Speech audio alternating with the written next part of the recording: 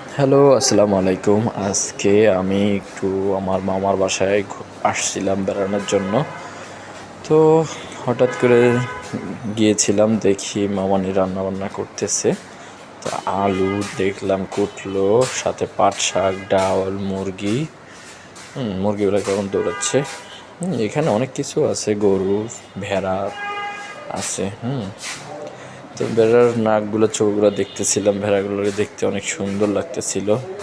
ডাউলটা লাড়া দিলাম, তো ডাউলের কালারটা অনেক সুন্দর, সেখানে পাট শাকটা দিয়ে দিলাম, দিয়ে এখন একটু লাড়াচাড়া করবো। অবশ্যই শাকটা অনেক সুন্দর। তো সেখানে অনেক লাড়াচাড়া দিতেছিলাম, লাড়াচাড়া দিয়ে মামনির কিলোমিটার লাড়াচাড়া দাও, লাড়াচাড়া দিচ্ছে। অনেক লাড়তেছে, এত ডাউল দিছে। অবশ্যই পাট শাকে ডাউল বেশি না দিলে ভালো লাগে না, সেটাই বললো মামানি, যে ডাউলে পাট শাকের সাথে একটু ডালটা বেশি দিতে হয়, তাহলে তোমার ঘন এবং সুন্দর ভালো লাগে।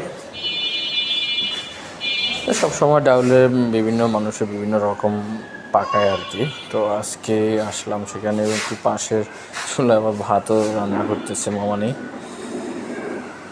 তো খুব সুন্দর হয়ে গেল, মানে সে আবার মামানি আবার ভাতটা দেখতেছিল যে ভাতটা হয়ে গেছে কি না।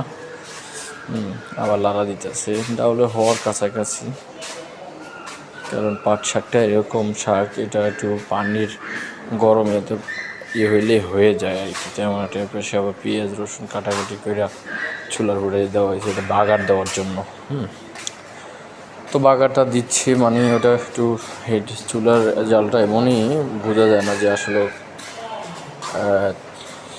কারণ আলো তো, এই জন্য হিটটা অনেক বাড়ানো, কিন্তু বোঝা যাচ্ছে না।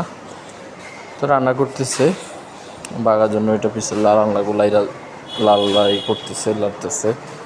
তো একটু বাদামি কালার হয়ে গেলে আর কি ডালের সাথে দিয়ে দিবে ঢাইলা, তার জন্য একটু লাড়তেছে। ডালের এটা অনেক সুন্দর হয়েছে, একদম মজে গেছে। ডাউল, পাটের শাক আমার খুবই প্রিয়, ডাউল আর পাটের শাক রান্নাটা, এটা আমার কাছে খুবই ভালো লাগে। তো জানতাম না যে আজকে আমার মানে পছন্দের জিনিসই মামানির বাসায় খাবো। তার জন্য মামানি অনেক সুন্দর করে রান্না করতেছে আর কি। আমি আবার বলতেছিলাম, সে আবার আলুর ভিতরে মুরগিগুলো দিয়ে দিল।